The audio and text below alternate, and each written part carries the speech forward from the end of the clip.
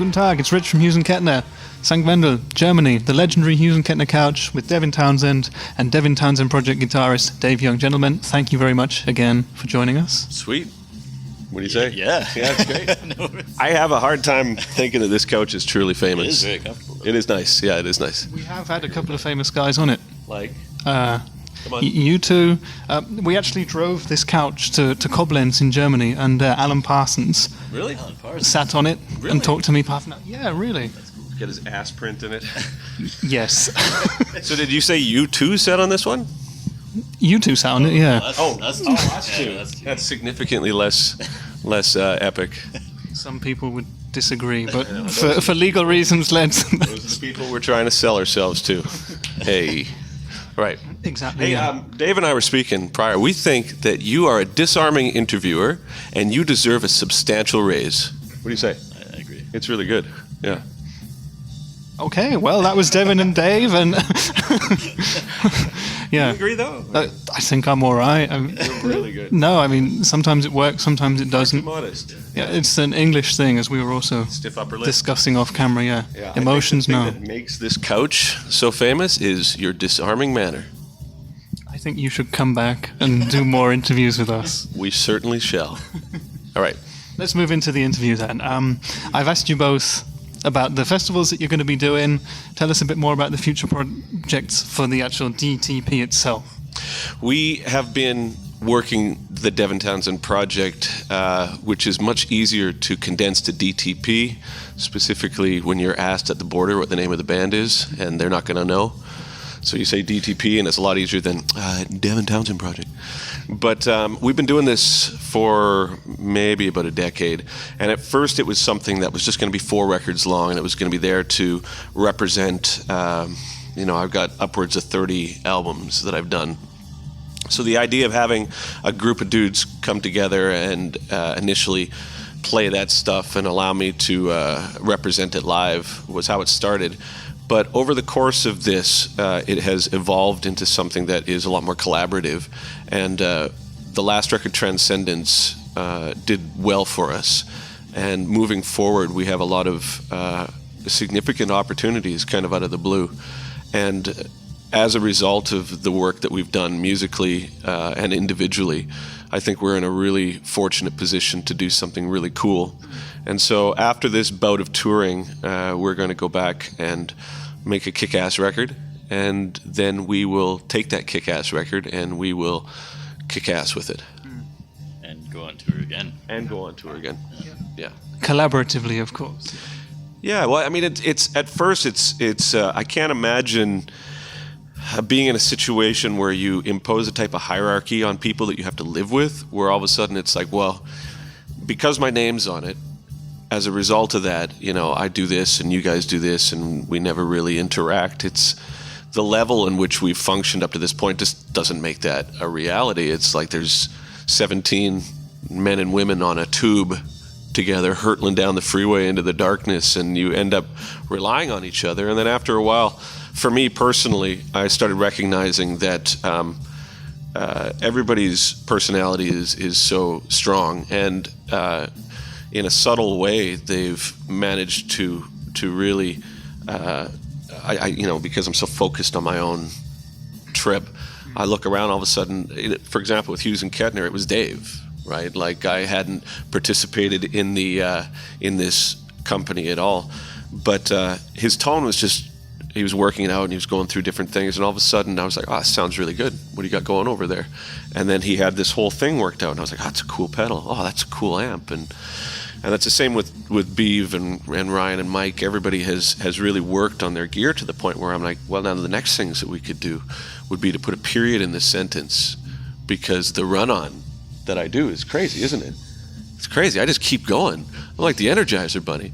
See, this is also why I rely on these guys, because they're like, yeah, Dev, you could do right now is you could stop talking. Should I just stop now? You got to wrap it up, though. All right. And in conclusion, I think Rich indeed deserves a massive pay raise. Massive. Check it out. This is the best interview I've ever done, and I've not said anything yet. That's the best thing. Yeah. But just to go back to Dave, and the collaboration thing. You've been in the band, did you say about 13 years or something like that now? How has it changed over that time? How has Devin kind of let you in more and more, and do you enjoy that? Being creatively involved more? Absolutely. I think... I think I have to give you yeah, there we go. Yeah. I think when we started, like Dev said, the intention was to represent the 4 records that we started with, and also the back catalog. So we had done a few tours prior to the 4 records, and we're all fans of the music. So we were playing Ocean Machine and Infinity and Terria and all these like great songs. And I think over the time that we've played together, we've sort of absorbed Devin's aesthetic in a certain way, and now we're sort of participating in the creation of that to a greater extent, which is really nice to have that freedom. But I think that we still have that aesthetic in mind of the back catalog and what Devin has done and what he continues to write. And then, we just sort of bring our own experiences and personalities to those songs and forms and just try and make it, I think, a really unique experience, I guess. Experiences. Yeah, I find I've found I end up relying on them too, because I think maybe it's indicative of singing, but there's a level of narcissism that comes with that I was very critical of before I started singing. I was like, singers drive me crazy. They're just so concerned about their own trip. But then by becoming a singer, based on being irritated by singers, you become that douche in a way. And there's like a level of selfishness that comes into like the focus that I need to maintain to articulate the emotional content of what it is that I want, that has for many years sort of eliminated my peripherals. And I'm like, well, no one else is allowed in, right?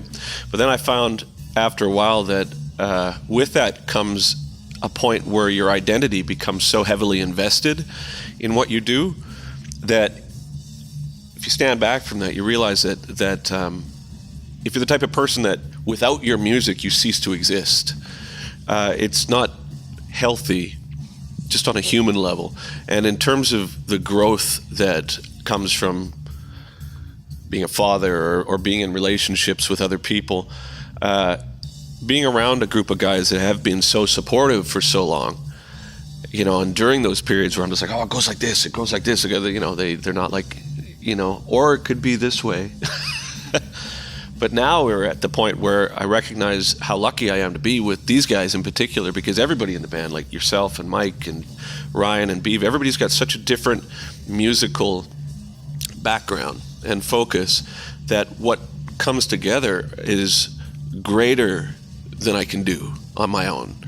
And so moving forward, to be able to say to Dave, for example, well, because Dave can read music or write music, and I can say, how does this riff go?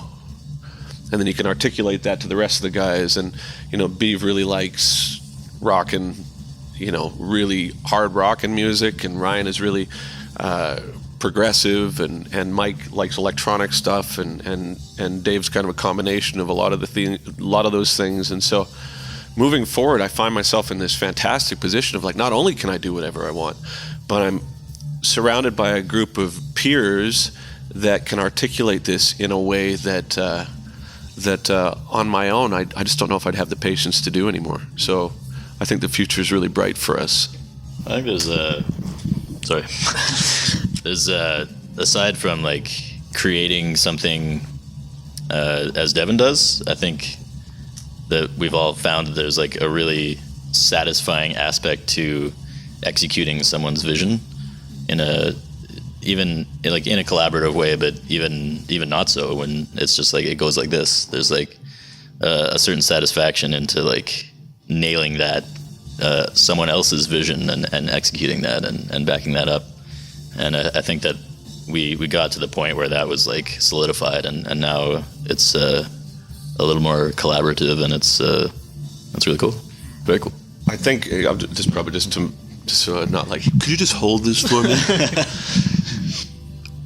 My musical mind has always been vision oriented, like he has said, and I think a lot of the times people who are like that, because there's a lot of people that are like solo artists that have that mindset.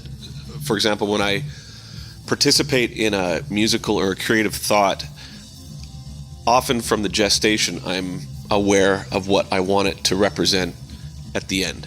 I know in a vague sense what it's going to be completely, but in a very specific sense, I know how it is that I want it to make me feel emotionally. So a lot of times people like that will just go blindly and just do it, and it's just them. But because I found a group of guys that are willing to do what you just said, I mean, my God, it's so good, because I can say, this is what I want it to be. This is how it needs to end up. And the parameters in which that exists are so fine that if it strays from what I want it to feel like, it's not going to work. However, within that, the ways that can be articulated are now with a group of guys that have done this for so long that I can really say, okay, for there, do something that's like that. Or for there, do something that's like that. And I can trust the fact that they're aware enough of the aesthetic that it removes a lot of the legwork for me. But that being said, there's like the song Failure on the last record. We were all just kind of in a room and we wrote the song together. So the name of it, Devin Townsend Project, is more literal on an emotional level for me than almost anything else, because getting to the point where I can let this stuff go is like crazy, man, you know? But it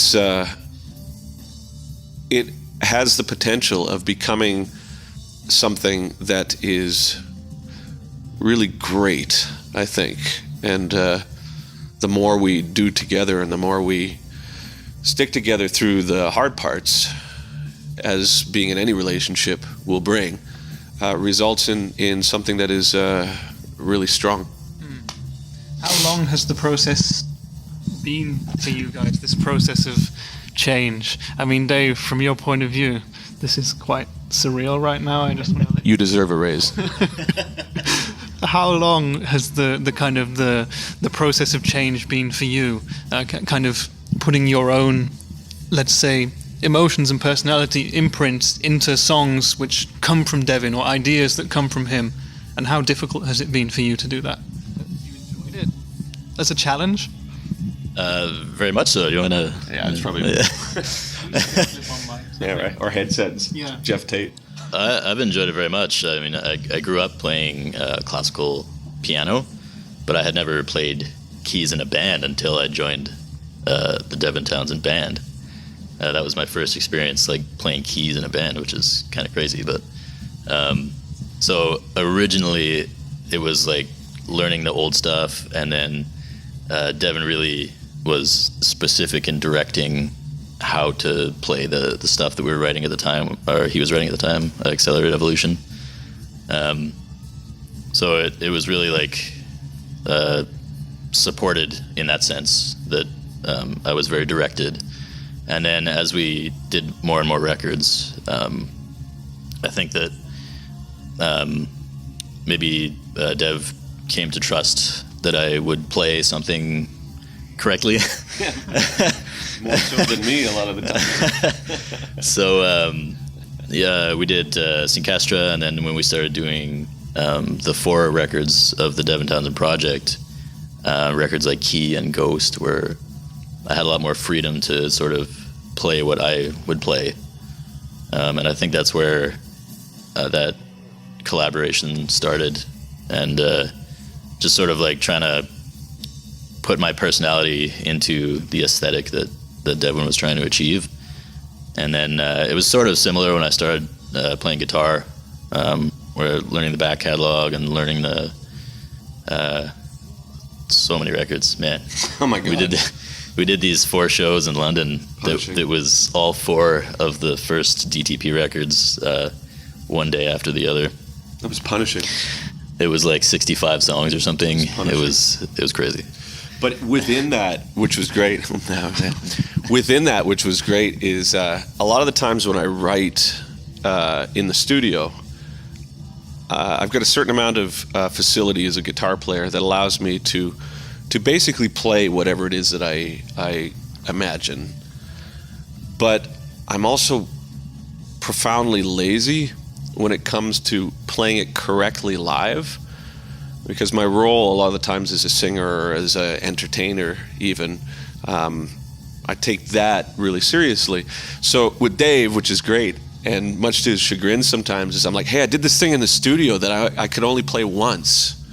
So if you could figure that out and play it live so I can just wave my arms around when that part comes, that would be awesome. And have I apologized for that? Or? Do it now. Preemptively, because I got a couple ideas for the next one that I can't really play, but it's going to sound great on recording. So, Well, without that good, you've kind of got it down pat now. You know when to do it. Yeah. So you've kind of now got that level of trust where you already know, even at this embryonic stage, that there's going to be something that Dave can bring to it that maybe you can't. For sure. Certainly from a technical standpoint, if not from a song or an emotional or a creative one. Yeah. Well, I mean, for example, he was talking about storm bending in his interview. When I had an idea for a midsection of that, in which the vision, like the end point that I spoke of a few minutes ago, was different than what I had the patience for in the studio. So when we were writing the song and when I was presenting it, I was like, okay, I did this thing. It's like, I know it needs to be tapping. I know it needs to be colorful. I kind of think in terms of shapes and colors, like it's kind of pink and round, right? It's like a little pig.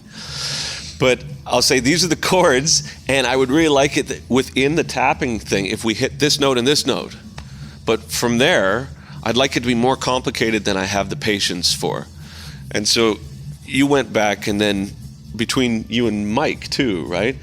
They came up with this tapping thing that hit the points in which I was dependent on for the vision to be clear, but was also they were able to sort of focus on that in a way that I didn't have either time or patience for, and they came up with something that is great.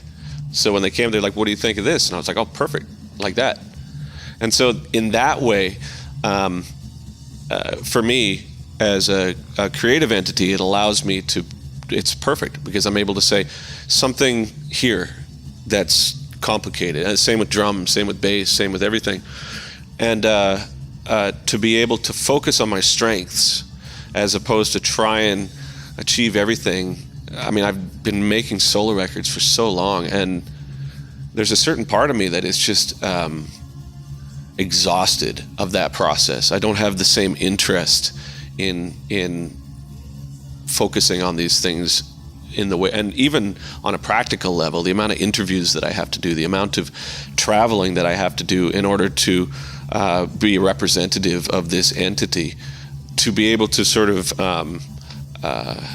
offshore some of those creative things has been of profound creative inspiration for me, because I can rely on it being something really cool.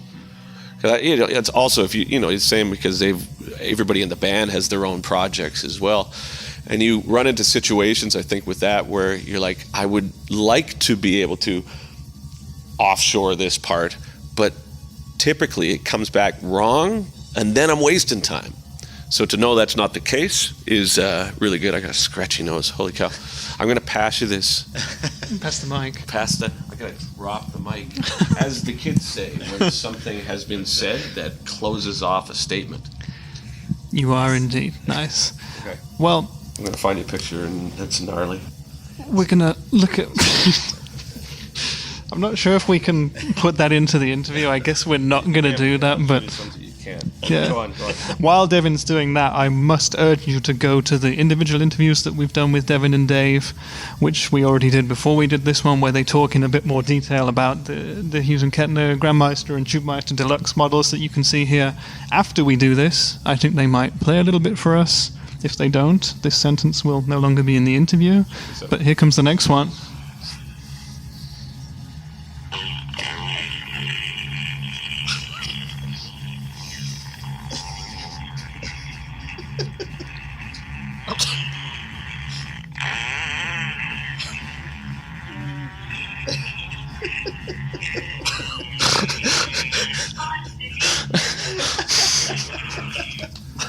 I also don't think we're going to put that into the interview either, and I really hope it's not finished. anything from the new album or anything like that.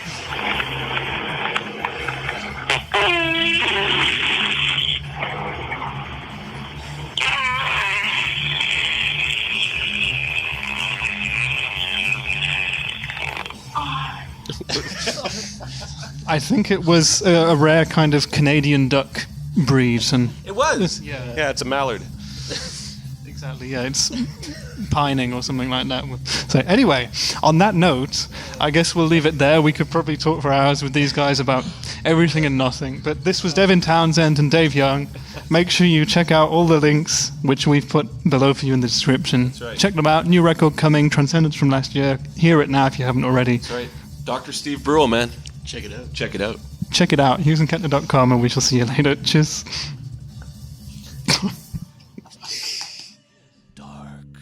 The darkness comes. Together we ride on the wings of the Valkyries to beautiful Harmony Ridge. I love the female form.